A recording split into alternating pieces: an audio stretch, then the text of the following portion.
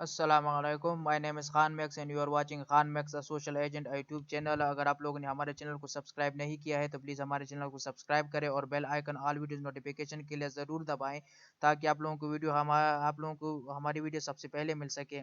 तो चलिए शुरू करते हैं। आज हम पीएचडी पेपर का इंग्लिश पार्ट फर्स्ट अपलोड करने वाले हैं। तो चलिए शुरू करते हैं। Objective number first, two and two make four, दो और दो चार होते हैं। The word and is a blank conjunction, and conjunction है लेकिन किस किस्म का कंजंक्शन है? कंजंक्शन उस वर्ड अल्फाज लफ्ज या अल्फाज को कहते हैं जो दो क्लासेस या सेंटेंसेस को आपस में मिलाता है, या एक ही सेंटेंस या क्लास के अंदर दो अल्फाज को आपस में मिलाता है या उनका रिश्ता जाहिर करता है। So that's called conjunction. तो इसके कहते हैं कि इसमें कौन सा हमारे साथ किस किस्म का कंजंक्शन है? Subordinate, coordinate, adversity, alternative. तो ये हमारे साथ कोऑर्डिनेट कंजंक्शन है। वो कंजंक्शन जो एक ही जैसे अल्फाज या एक ही अहमियत के अल्फाज या एक ही काम या रिश्ते के अल्फाजों को आपस में मिलाता है उसको कोऑर्डिनेट कंजंक्शन कहते हैं। तो इंग्लिश के जितने भी पेपर्स हैं उन सब के लिए, अगर वो पीएचडी का हो, सीटी का हो, डीएम हो, पीईटी, एसएसटी, जिसका भी हो, उसके लिए जितने भी पार्ट्स ऑफ स्पीच और पार्ट ऑफ स्पीच के जितने काइंड्स है वो सब आप लोगों को देखने हैं। इनसे सवालात आएंगे, अगर आप लोग इसको देखेंगे तो आप लोगों को बहुत आसानी होगी पेपर को हल करने में। Objective number two, he quits the country blank his will, वो अपनी मर्जी से मुल्क को छोड़ता है। इसमें ऑन, बाई, फॉर, एट कौन सा आता है? तो हाँ, इसमें क्या कहते हैं, विल आया है तो किसी चीज की तरफ, किसी जरिए या वास्ते के लिए हम बाई के प्रोनाउन का इस्तेमाल करेंगे। तो यहाँ पे हमारे साथ जरिया है, विल के जरिए से वो कंट्री छोड़ रहा है तो इसलिए बाई का प्रीपोजिशन इस्तेमाल किया जाएगा। Number three, she was sewing blank the light of the lamp, किसी चीज की मौजूदगी के लिए हम नॉर्मली इन इस्तेमाल करते हैं। तो यहाँ पे वो कहते हैं she was sewing in the light of the lamp, वो चराग की रोशनी में सी रही थी। सीना, कपड़े, सीने को कहते हैं कपड़े को जो मशीन, सीविंग मशीन के जरिए से उसके बनाया जाता है उसको सीविंग कहते हैं। तो इसमें इन आएगा ऑटोमेटिकली। और इन इस साथ साथ में बड़े शहरों के लिए भी इस्तेमाल होता है, जब लोग बड़े शहरों में रहते हैं। I am living in the Karachi. छोटे शहरों के लिए एट इस्तेमाल किया जाता है, आई लिव एट सदा। और इसी तरह विद जो है ना, वो विद आले के लिए इस्तेमाल किया जाता है जब आप किसी चीज को किसी आले से कर रहे। I am hitting the nail with the hammer, मैं नेल कील को हथौड़े के जरिए मार रहा हूँ। तो इसके लिए विद का इस्तेमाल लगेगा जब किसी औजार का बात होगी। Number fourth, a sentence that expresses a command और रिक्वेस्ट, वो जुमला जो हुक्म या इल्तिजा एक्सप्रेस करे, जाहिर करे, उसको कहते हैं ऑप्टेटिव, इम्पेरेटिव, इंट्रोगेटिव या एक्सक्लेमेटरी, उसको इम्पेरेटिव कहते हैं। ऐसे जुमले जो हुक्म पेश करे या इल्तिजा करे उसको हुक्मिया जुमले या अमरिया जुमले कहते हैं। ऑप्टेटिव जुमले वो जुमले कहते हैं जिसमें दुआ या तमन्नी के इजहार किया जाए तो दुआया या तमनिया फिक्र या जुमले इसको कहते हैं। इंट्रोगेटिव जिसमें सवाल किया जाए। एक्सक्लेमेटरी जिसमें किसी खुशी या गम का इजहार किया जाए। Number fifth, the antonym for bold is bold, bold का मतलब है बहादुर, जुरतमंद। तो इसका जो मुताजाद है, मुखालिफ लफ्ज है, वो क्या है? Timid, courageous, weak, diseased. तो इसमें हमारे साथ क्या आता है? टिमिड, क्योंकि टिमिड लफ्ज का जो मानी है वो है बुजदिल, डरपोक।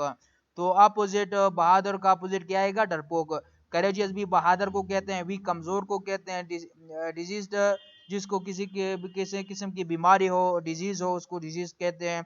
तो करेक्ट आंसर हमारे साथ टिमिड है। Number six, the higher you go, जितना ऊंचा आप जाएंगे, जितना ऊंचे उड़ाना बनेंगे, जितना ऊंचे ऊंचाई की तरफ आप जाएंगे, the more difficult it blank to breathe, उतना ही खाली जगह सांस लेने में होगी, मुश्किल होगी। तो बिकम यहाँ पे सांस लेने में उतनी ही मुश्किल आती जाएगी, उतनी ही सांस लेने में मुश्किल होगी।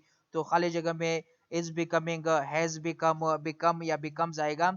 तो इंडिपेंडेंट टेंस है, इंडिपेंडेंट टेंस में इट के साथ फर्स्ट फॉर्म और फर्स्ट फॉर्म के साथ एस या ई एस का इजाफा किया जाएगा तो ऑटोमेटिकली हमारे साथ आ जाएगा इट बिकम्स। ये जितना हम ऊंचे जाएंगे उतने ही सांस लेने में तकलीफ होती जाएगी या सांस लेना मुश्किल होता जाएगा या होगा। Number 7, we had a blank weekend at Karachi. हमने खाली जगह वीकेंड छुट्टियां कराची में गुजारी। किस किस्म की छुट्टियां? Enjoyable, excellent, amusing, charming. तो ऑफिशियल नॉर्मली तो ये सारी चीज़ों का मतलब तकरीबन तकरीबन सेम ही है। एंजॉयबल का मतलब है काबिल लुत्फ, एक्सीलेंट का मतलब है उम्दा शानदार, अम्यूजिंग का मतलब है मजाकिया दिल लगी, और इसी तरह चार्मिंग का भी यही मतलब है दिलकशी। तो सारों का मानी के लिहाज से सब आते हैं, लेकिन यहाँ पे ए का लफ्ज इस्तेमाल हुआ है तो ए हमेशा कॉन्सोनेंट के साथ आती है। तो इसलिए यहाँ पे हम चार्मिंग का इस्तेमाल करेंगे, क्योंकि ए, ई और इसी तरह दूसरे जो वावल्स है उनके साथ एन का इस्तेमाल किया जाएगा। यहाँ पे ए है तो ऑटोमेटिकली चार्मिंग का लफ्ज आएगा। नंबर 8, ही ब्लैंक सिंग हाई नोट्स। वो खाली जगह ऊंचे सुर गाता था। When he was young, जब वो जवान था। But his voice has changed, लेकिन अब उसकी जो आवाज है वो बदल चुकी है। तो इसमें क्या आएगा? ought to, would, could, should। तो इसमें कौन सा लफ्ज हमारे साथ करेक्ट आएगा? ought to का मतलब है चाहिए, लेकिन जिम्मेदारी जो किस्म की जिम्मेदारी एक शख्स की हो तो उसको उसके लिए जो चाहिए का लफ्ज इस्तेमाल होगा वो ought to होगा। वुड विल का सेकंड फॉर्म है, फ्यूचर टेंस में इस्तेमाल होता है। कुड कैन का सेकंड फॉर्म है जो पॉसिबिलिटी या एबिलिटी के लिए इस्तेमाल होता है। शेल, शुड, शेल का लफ्ज इसमें भी चाहिए है, लेकिन ये इसमें ज्यादा जोर ताकीद नहीं दी जाती। तो इसमें कौन सा आएगा? तो एबिलिटी की बात है तो इसलिए हम इसमें क्या इस्तेमाल करेंगे? कैन। लेकिन पास्ट टेंस है तो कैन का जो सेकंड फॉर्म है कुड वो इस्तेमाल किया जाएगा। He could sing high notes. वो ऊंचे सुर, हाई सुर, आला सुर गा सकता था जब वो जवान था, लेकिन अब उसकी आवाज अब बदल चुकी है। Number 9, I am writing a letter. Choose the correct passive voice. Correct passive voice में तब्दील करना है। तो एक्टिव पैसिव वॉइस के जो रूल्स है वहाँ पे आप लोगों को पढ़ने हैं। जो सब्जेक्ट है वो ऑब्जेक्ट की जगह चला जाएगा, ऑब्जेक्ट सब्जेक्ट की जगह आ जाएगा, और ऑब्जेक्ट जो सब्जेक्ट की जगह जगह आ जाता है उसके मुताबिक हेल्पिंग वर्ब आपको लगाना पड़ेगा। सो ऑब्जेक्ट अ लेटर है, सो अ लेटर सब्जेक्ट की जगह आ जाएगा। अ लेटर सिंगुलर है तो इसलिए यहाँ पे प्रेजेंट कंटिन्यूस टेंस है तो प्रेजेंट कंटिन्यूस टेंस में सिंगुलर इज लगाया जाएगा। आईएनजी फॉर्म है तो आईएनजी के लिए है। पैसिव वॉइस में being, B I N G का लफ्ज इस्तेमाल किया जाएगा। A letter is being. Third form of the word लगाया जाएगा रिटन, और जिस शख्स के थ्रू किया जाएगा उसके लिए प्रोनाउन बाई, और उसके बाद ऑब्जेक्टिव केस लगाया जाएगा। तो जुमला कैसे बनेगा? A letter is being written by me. तो जो करेक्ट आंसर है हमारे साथ वो सी है, तो सी को आप लोग देख सकते हैं। A letter is being written by me, ये हमारे साथ करेक्ट आंसर है। बाकी जितने भी रूल्स है आप लोगों को उनको जरूर पढ़ना है। Number 10, blank is an essential part of application और लेटर। खाली जगह एक अहम हिस्सा है दरख्वास्त या खत का। Yours obediently, yours obediently, yours obediently, yours obediently. तो इसमें करेक्ट जो है वो हमारे साथ ए है। अगर आप देखें यहाँ पे एपोस्ट्रोफी ऐसे इस्तेमाल किया जा गया है, तो एपोस्ट्रोफी ऐसे यहाँ पे इस्तेमाल नहीं होता है। यहाँ पे भी योर्स ओबीडियंटली है, यहाँ पर भी है, लेकिन यहाँ पे ओ कैपिटल लगाया गया है। यहाँ पे ओ क्या कहते हैं स्मॉल इस्तेमाल किया जाता है, कैपिटल इस्तेमाल नहीं किया जाता। तो इसलिए करेक्ट जो है वो हमारे साथ ए है। Number 11, someone has broken your pen, choose the correct passive voice। तो फिर वही सेटिंग है। यूर पेन ऑब्जेक्ट है तो इस पहले आ जाएगा यूर पेन, पेन सिंगुलर है तो इज आ जाएगा यूर पेन, और प्रेजेंट परफेक्ट टेंस है तो इसलिए यूर पेन के साथ हम हैज का इस्तेमाल करेंगे। Your pen has. और जब परफेक्ट टेंस हो तो परफेक्ट टेंस को जब पैसिव वॉइस में तब्दील करेंगे तो उसके साथ परफेक्ट टेंस में हैज हैव के साथ बीन का लफ्ज इस्तेमाल किया जाएगा। तो ये क्या हो जाएगा? Your pen has been broken by someone. तो इसमें अगर हम देखें जो करेक्ट आंसर है वो हमारे साथ क्या है? ए है। Your pen has been broken by someone. तो ये हमारे साथ करेक्ट आंसर है। बाकी जितने रूल्स है मैंने पहले बता चुका है, आप लोगों सबको स्टडी करें। Number 12, playing some money for hard time. सख्त वक्त के लिए, मुश्किल हालात के लिए, मुश्किल वक्त के लिए कुछ मनी, कुछ पैसा बचा के रखना चाहिए। तो इसके लिए जो प्रेजल वर्ब है वो कौन सा आएगा, put on, put off, put away या पुट अक्रॉस।